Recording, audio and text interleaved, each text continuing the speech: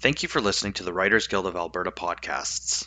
The following episode was recorded in 2020 as part of the WGA's online reading series, sponsored by the Rosé Foundation. The audio quality may differ from recording to recording. We want to thank the authors and hosts for their permission to share these audio-only episodes with you, and thank the Rosé Foundation again for their generous support. All right, we are live.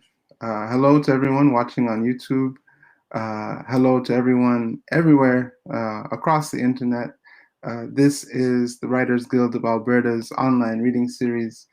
This evening we're featuring the wonderful Edmonton-based poet, novelist, all around fantastic writer, Alison Clarke. My name is Brandon Wint. I am a poet, spoken word artist, facilitator, educator, and it is my honor to be facilitating and interviewing Alison this evening about the release and the process and the successes and challenges of her new book called Phillis, which is being published by the University of Calgary Press.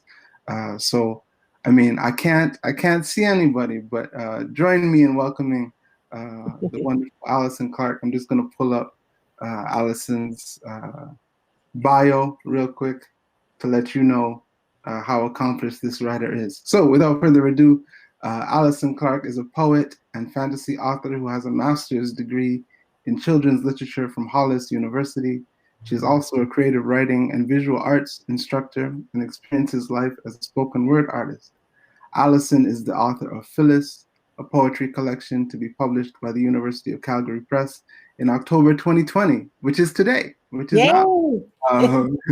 She's the author of The Sisterhood, a young adult fantasy novel about Opie, a sorceress's daughter, and her best friend, Ori, who is a dragon, and the journey that they go on to save the universe. The Sisterhood is book one of the Sisterhood series, for which Alison won the 2016 Writer of the Year Award from Diversity Magazine.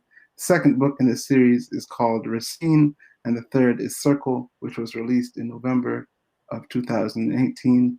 Alison believes that storytelling can change the world. And so now we have the pleasure, we have the delight of hearing Alison read excerpts from her new book, Phillis. Take it away, Alison. Okay.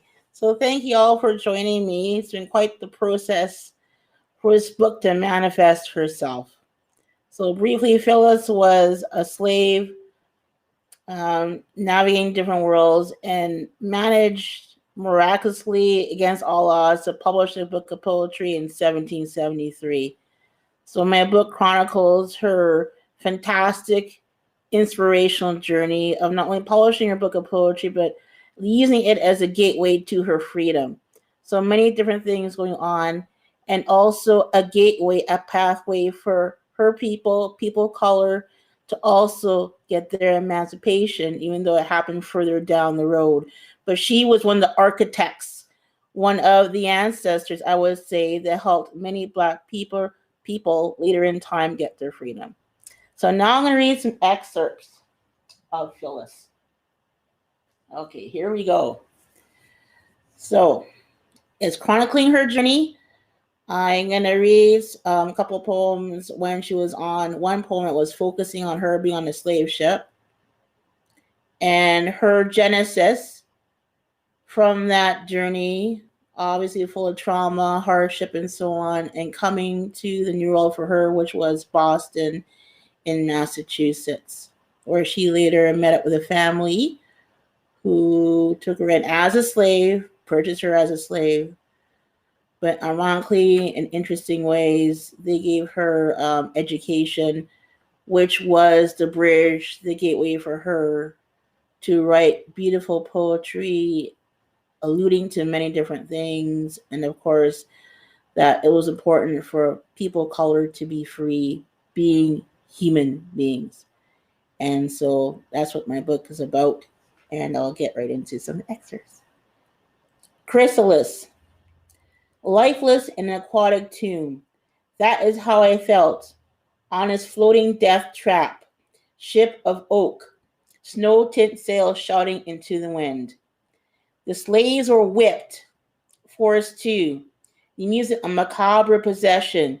Seizures of the dance. Exercise? Futile.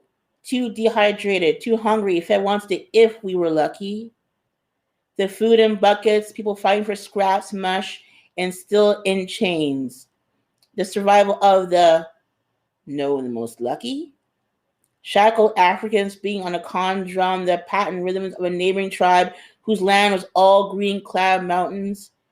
It was an eternal hum, a pulsating beat, resonance of timeless time, son of a chief, a gift. Similar would reverberate, creating a troubling music. The ancestors nodded, hovering in a cloud of light. Women skinned a light mahogany or deep mocha, dressed in bright clothing, fuchsia, indigo, gold, and emerald. This music, the drum, this haunting an art form, but now the suffering. The faces of the drummers, masks, a convulsing, a mourning that could not be too horrifying, as the slavers would see, and more bodies would be hurled overboard. Feet, tension like walking in fragments of glass. Glimpses. I'm hovering over the ethereal plane, and pictures, words, voices rush through my head like a flood. The pulsing of water, ferocious in its intent. Streams become rivers, become oceans. My words were the empirical lantern, my ideas ignited, the ancestors tell me, catapulting a future abolitionist Edmund Quincy into action. Often reading my work, the shining encouragement of his grandmother, the callous, the bright star of the ancestors, their clothing, long curves, syncopation, synergy, a comfort. Riverbanks, yet yearning possibility. A cow of bronzy gold appears. The Habanaya, there's a gift to those, a symbol of goodwill and prosperity. The golden light that surrounds the cow reflects off her horns, and her soft moves comfort me. I am at age 8, chalking words on bedroom walls, fresh from the floating tune crossing the middle of passage, the hoarse latitude, liquid grace of my people, no value, cry out for justice, cry out for home, screams in those waters forever resounding. Look, mother, she writes. She's learning how glorious. Mary, the daughter of the Wheatley, said with a smile. Nathaniel, her twin brother, was her mirror image. The only difference was their sex. The mother, Susanna, also looked pleased and said, I'll talk to your father, but I think, Phillis, we taught how to read and write. You will give instruction. Susanna winked. Yes, I think it is possible. The two flounced away in the flurry of skirts. F. Fire. The ancestors, all of them, they start to dance. They start to dance its rhythm that I'm hearing.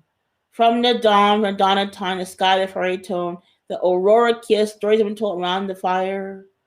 Fire is where it all began, late to see the heat to warm, the heat to cook, the color to bewitch, to be a spiritual link to the other world, connecting us to our ancestors, to know the stories, the secrets of before, so we can listen to them. To know, to listen, to know, to know. That's what they say. Learn from us. Learn from our mistakes. Learn from our triumphs. Learn from our downfall. This is a gift that we give to you. This is a gift. This is a gift. Take it and pass on what you have learned to the next generation. My songs, my lays, I will pass on to the next generation, but also pass on to whoever will hear me, to hear my pleas, to free my people, all of my people, so we can cover our own destiny, to be able to reach for possibility. I must do this by appealing through story and mythology, which is a conduit for uniting people, but also a spark to action, strongly appealing to someone's feelings of guilt. I appeal to some more compass. I did my poem about New Cambridge, the young men who study there, the future. I appeal from Afric's seat through stories from knowing that Pope referred to his own work, especially translating Homer. I learn from those who guide me, like Master Biles, talented, inspired by the pen. This way, through story, through narrative, through dream conjured by the Egyptians, the Greeks, a classic story, through me swimming through a sea of Latin and other languages, yes, sense creating a world, a universe that will connect readers on a journey, not only delight and wonder, but let us see that shackling a part of humanity, enslaving a certain part of humanity, that Africa is wrong. I must do it in a way that will not offend, that will not unleash anger against me or my cause, but instead lend to man's capacity for empathy and a sense of belief in justice for all. That is my mission. That is my dream in Ethiopia. That is why I am still here. Mother. Mother of the Muses, Nemusine, on the open shore, here I am to receive your lore. I ship me out with Captain Robert Calef and Nathaniel, son of Master Wheatley. Always singing my lays in Britannia.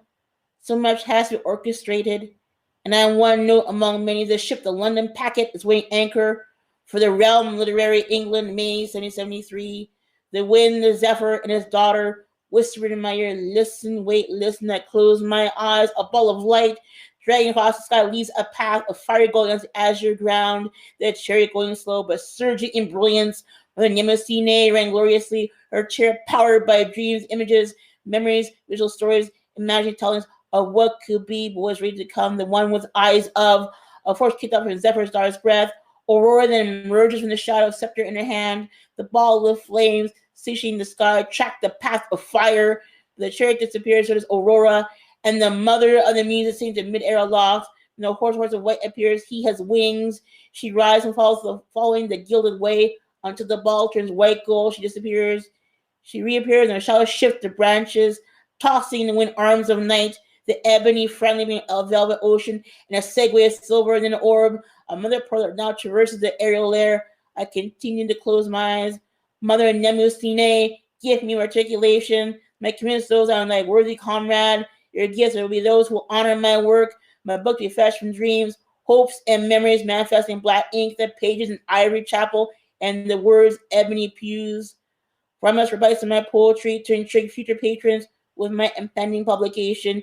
Give me the power of your daughters, especially the sign of poetry, that my recollection, my recitation of words emblazoned by Pope, Shakespeare, and Sappho will echo and reverberate sonorous, unforgettable tones to the ears, the palette of sound. Make me your 10th daughter, gods of ancestral memory, or to imbue the word, image, and sound.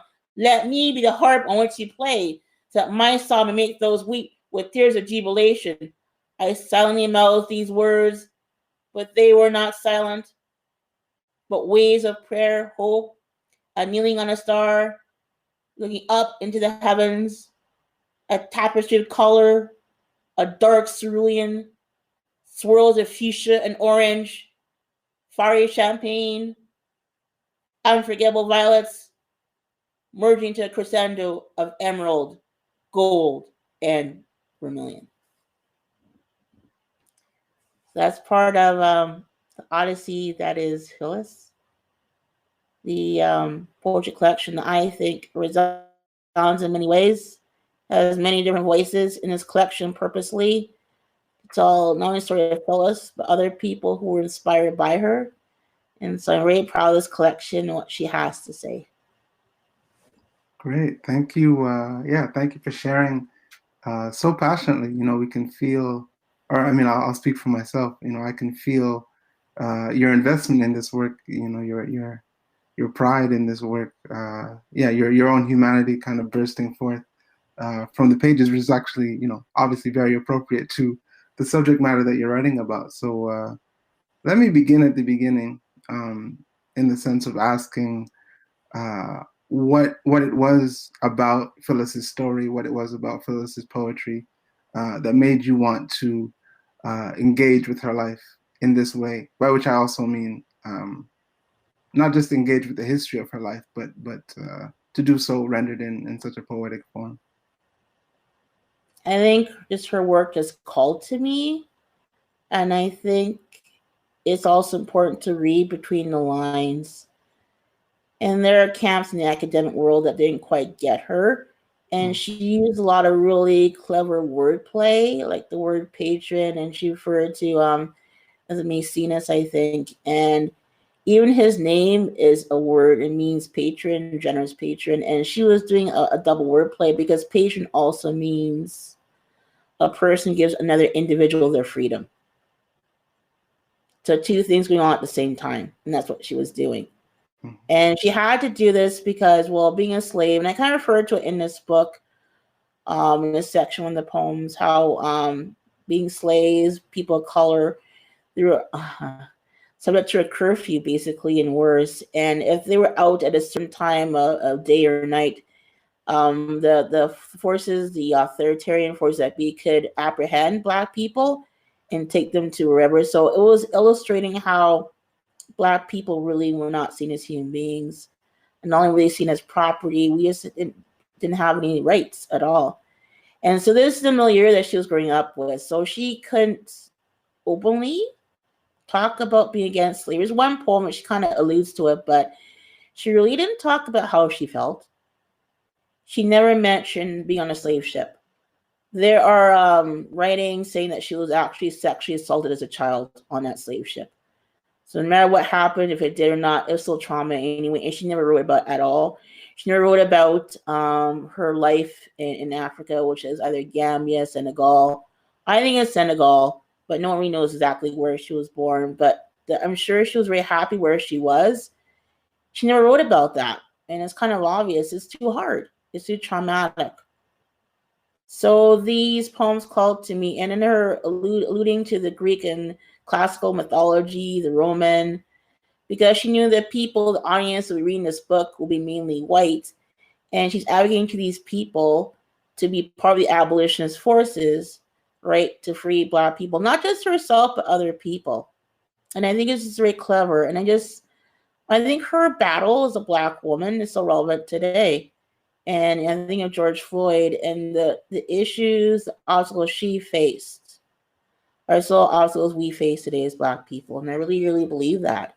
Mm-hmm. And so that also called to me, not when I was first, learning about Phillis and wanting to write about her. When I was writing about her during the lockdown, I was working on the edits and creating new poems during the lockdown. And maybe it did influence me in one way or the other, I don't know. But people have read this collection I've said that it called to them as like a call to action about what was happening with, because what happened with George Floyd and all the protests that manifested from his unfortunate death.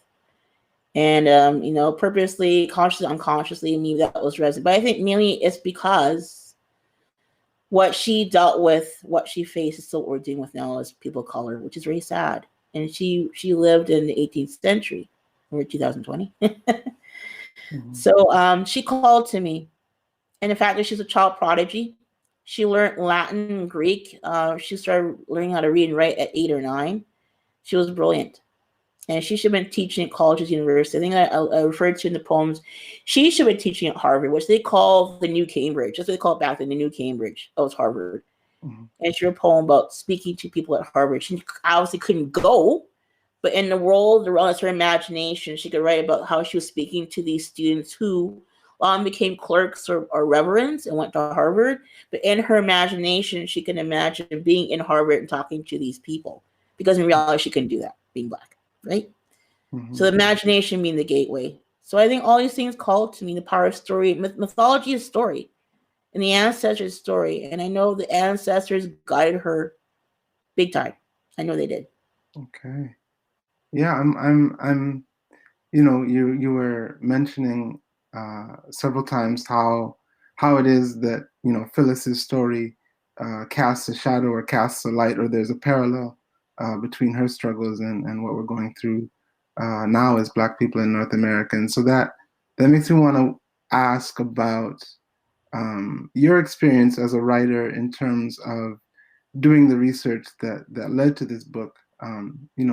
One of my favorite scholars, one of my favorite writers, is a writer from New York called Saida Hartman, and she deals with history a lot in the archive, and she talks about how the archive is a political space. The archive is a space that also speaks back. Like it's not a passive experience digging through the archive. So what was your experience doing the research for this project as a fellow Black woman writer? And feeling or relating to Phillis's own life and her own struggles. What was that like for you? I think you had to dig very deeply, because also there's not really anything written about Phillis, like her personal life. There's no letters, there's no diaries. So you go into other academic sources, but really you have to start with the book itself. And I've told people omissions can be more powerful than the words themselves. And the fact that she didn't write about the slave ship that she was on, the fact she didn't really talk about her previous life in Senegal or Gambia, it spoke to me how painful that was, really.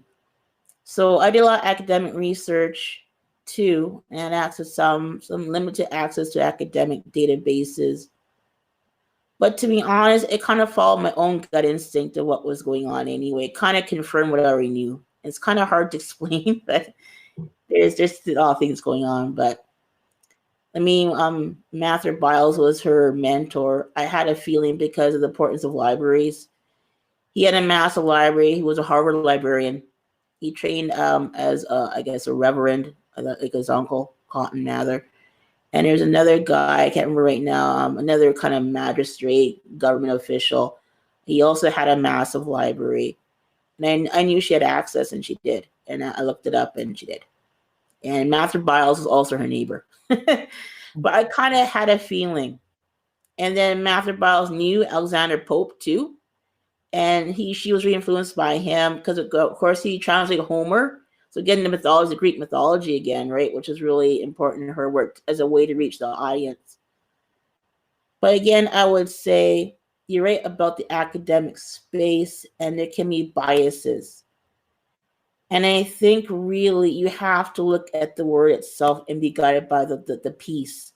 And then you go into the academic, but you really have to look, what was this individual trying to say? And not just the words on the paper. And I think people forget about the importance of reading between the lines and what is not said.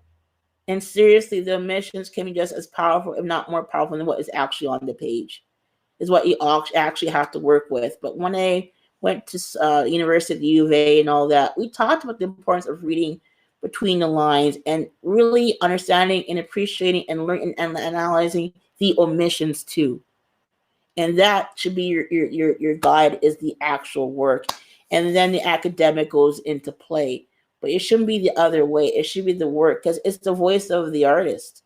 You gotta work with that first, and then it manifests into leading to bridge and archways into the academic article. So it's the way to go, because you can get lost in academia and I read so many articles, Brandon.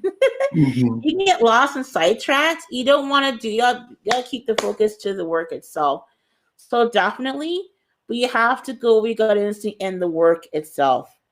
What is this person trying to say, he or she? What are they trying, and what are they also not saying?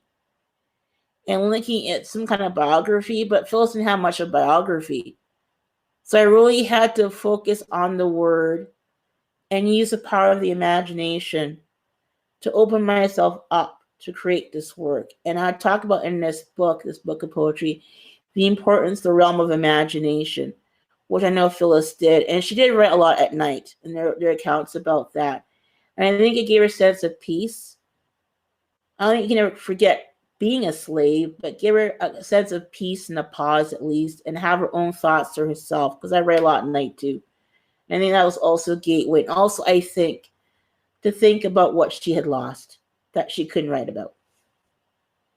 Great. Yeah, there's so much insight there. Yeah, thank you for reminding us of the fact that, whenever you confront history, or at least, my sense is that whenever one confronts history, what one is mostly confronting is omission, is the absence of a clean or clear or coherent story. And so, another of the things that I'm struck by in reading your book is just the sheer level of ambition that it takes to wrap one's mind, wrap one's heart, wrap one's spiritual sensibility around the enormity of Phillis's own story and all the stories that she was connected to.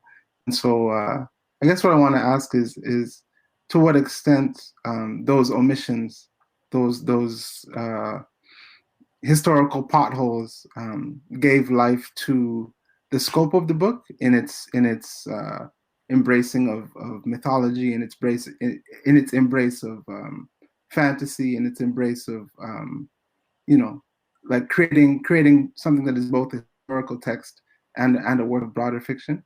What's your relationship to that?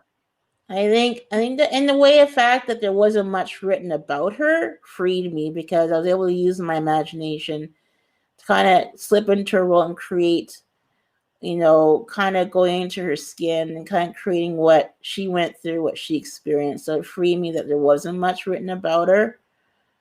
But And that's basically that. But also, just again, I would say her work just speaks very powerfully to the power restored with the mythology and the Greek.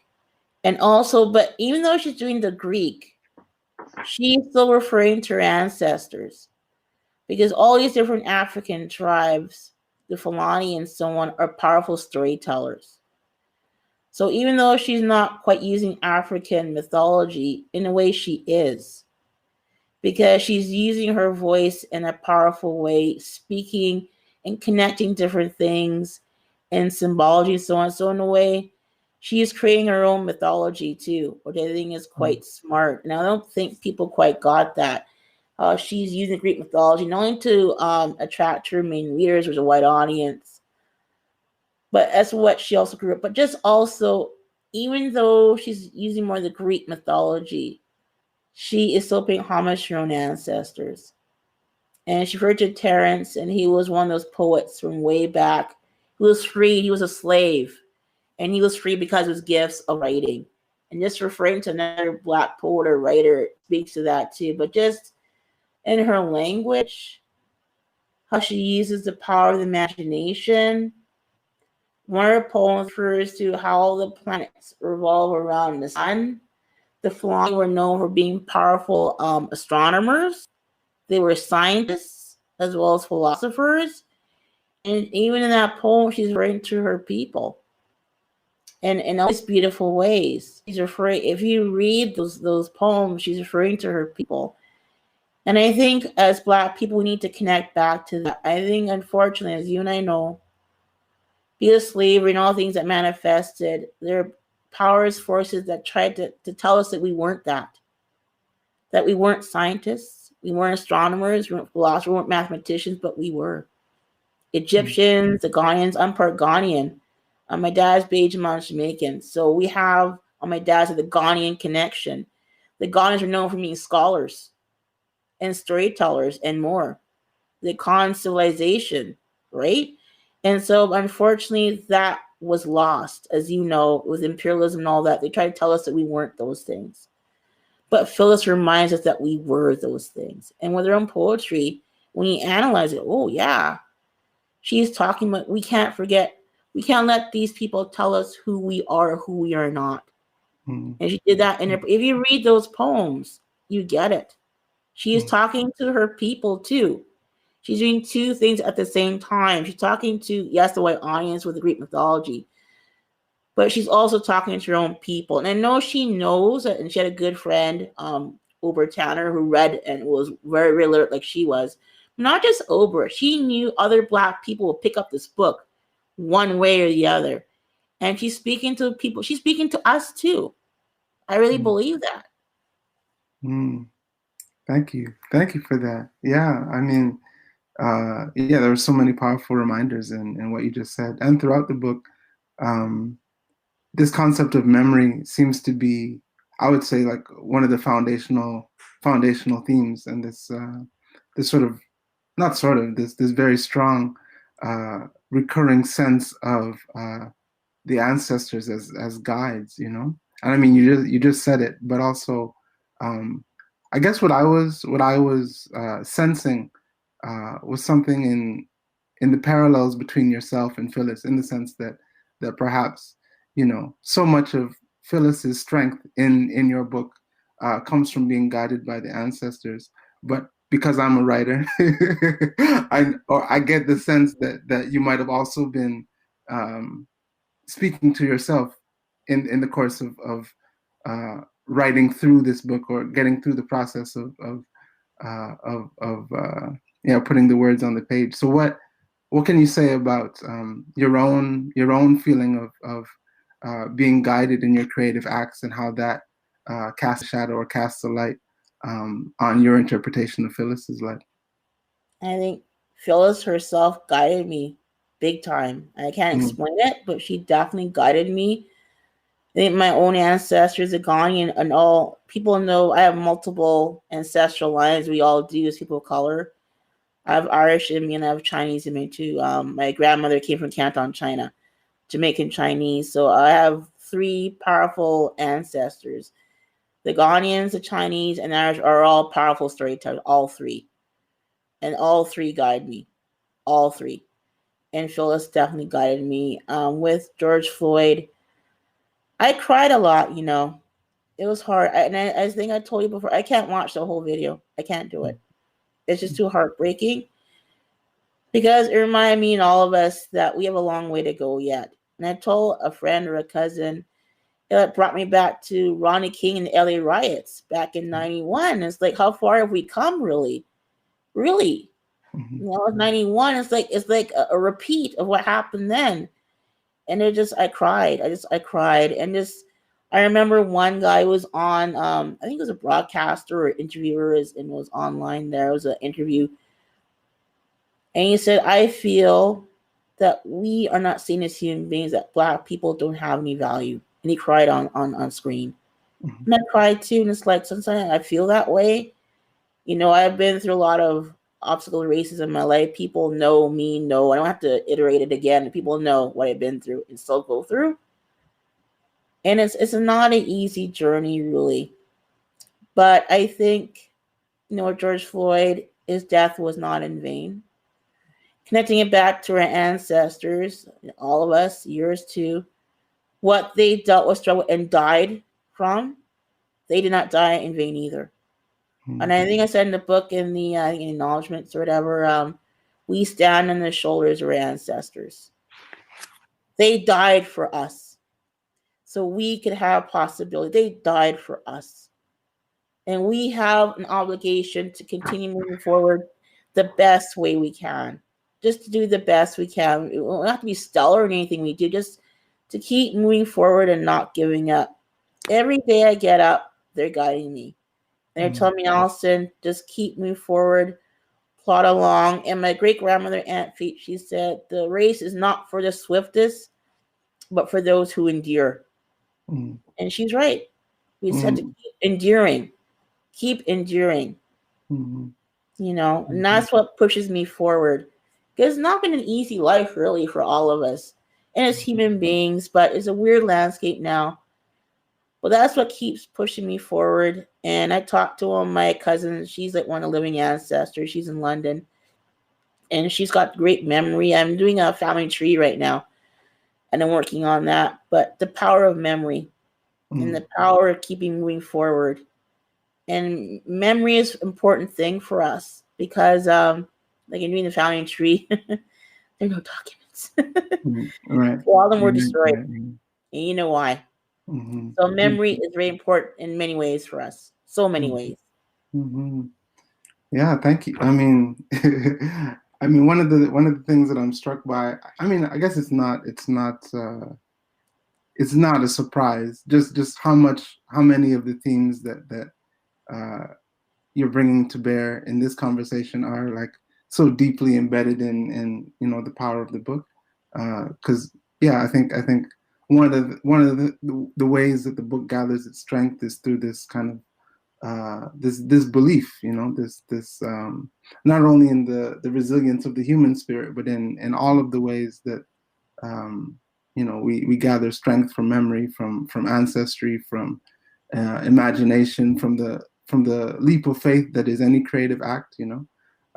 And so that's something that I wanted to touch on as well, because your bio and even in the afterword, you know, the last words of your book, they seem to articulate a great faith in the power of story. You say that you know stories have the power to change the world, and so I guess this is a two-part question. One being, how did the writing of this book and the research of this book shift your world? You know, how did it change your sense of self or fortify your sense of self? And then how do you imagine, or like what sort of consciousness shift would you like this book to contribute to, if any? Like what would you like your readers to be left with? Hey, let me have some water. I got med tonight. No problem. It was a long question, so you know it's Okay. a good. Repeat it one more time. I gotta get it in my head. Repeat it one more time. No. It's just about, you know, because reading the book, it's very obvious that your faith in the power of story, in the power of words, in the power of creativity is all over it, you know. And so I know that faith is something that you live with as well. So how did your faith in the power of words and the power of story like orient your experience of writing this thing? You know, if stories have the power to change the world, how did the writing of this story change you? Is what I'm trying to I'll change. get at. I'll change. I think it just reaffirmed how things are possible. Hmm. And then with Phillis, she influenced so many people, which I chronicled in the poetry collection. And there's one abolitionist, his name I can't remember. But anyway, one abolitionist, and I wrote about him in there. And he came much later, but his grandmother had a copy of the book. And I was looking at that and thinking, there you go. And it's like her words had a direct influence on this guy becoming an abolitionist because the grandmother had a copy of the book and doing their online research and the holy. And then all these other connections came. And then this Phillis Wheatley book club or Phillis Wheatley club, Mm-hmm. I had no idea. And I was looking at that, and basically it was an organization to help Black women in the States get work, their social connections or housing and that kind of thing. And they called it the Phillis Wheatley Club, and I had no idea. And then the one member, her daughter became a congresswoman, and I chronicled her in the book. So there's this chain reaction. She influenced this abolitionist. She influenced this woman became part of this Phillis Wheatley Club.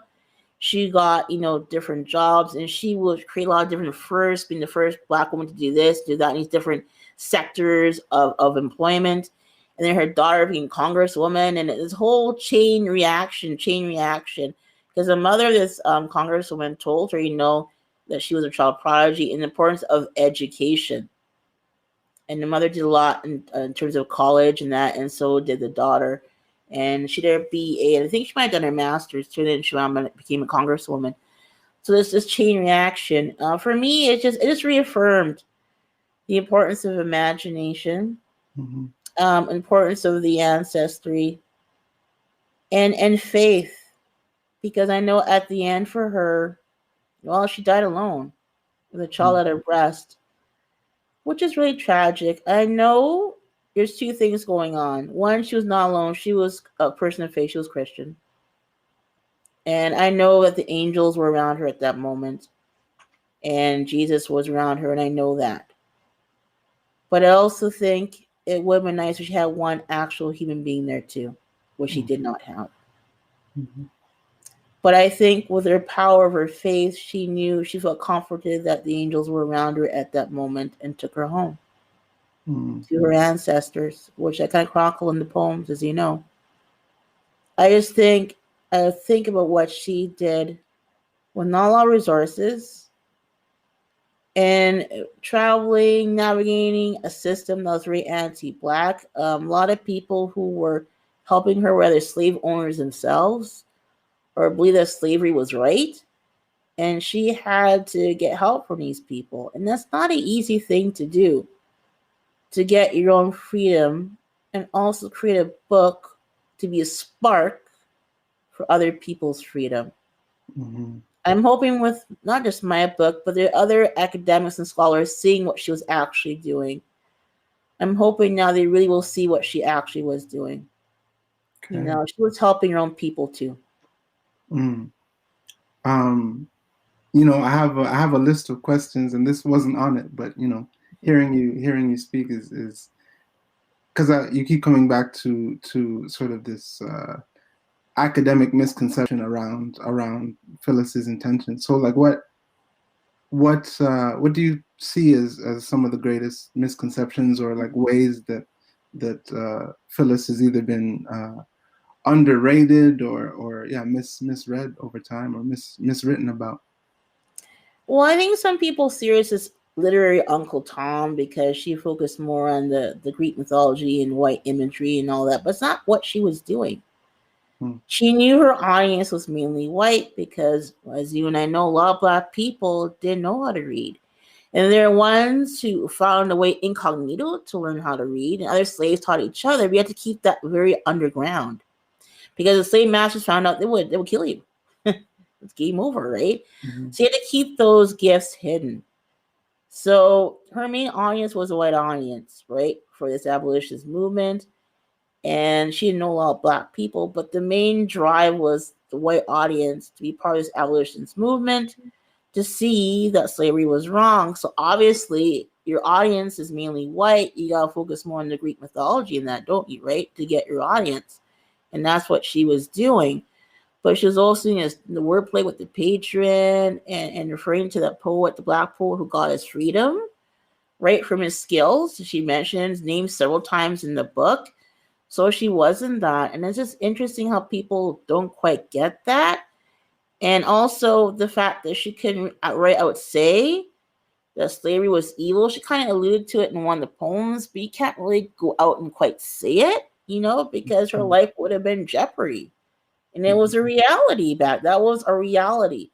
So she had to walk a very fine line, which I think people don't quite get.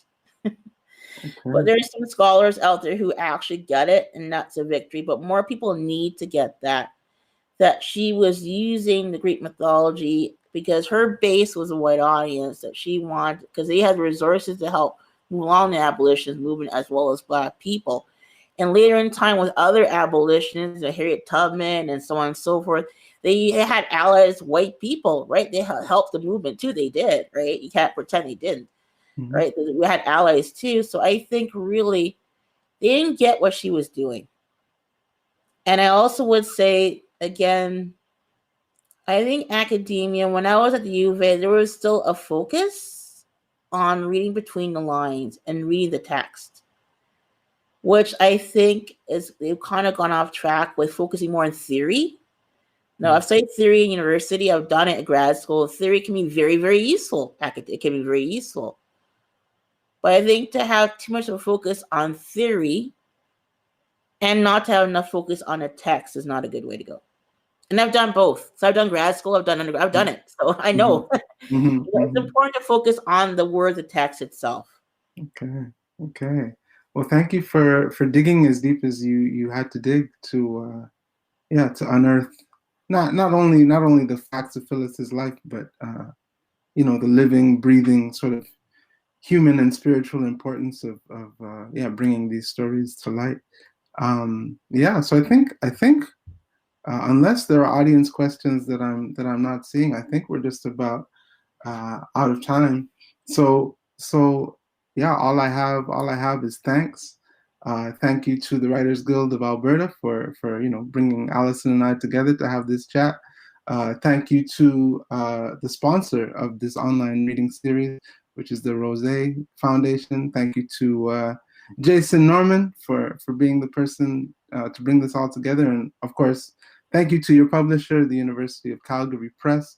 How and where can we get the book today? I was told, a little birdie told me that the book actually comes out, like it's on sale like today, like as of this very moment.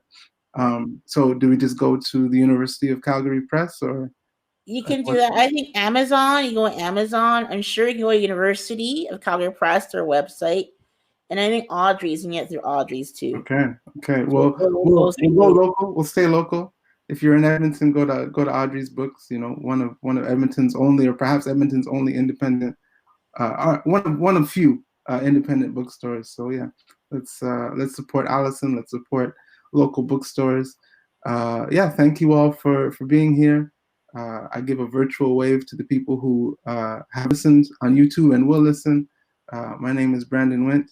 It's been an absolute pleasure to hear from you in this way, Alison, and I hope you have a good evening, and everyone listening and watching continues to have a great evening. Peace and love. Thank you, everyone. Yeah, good night.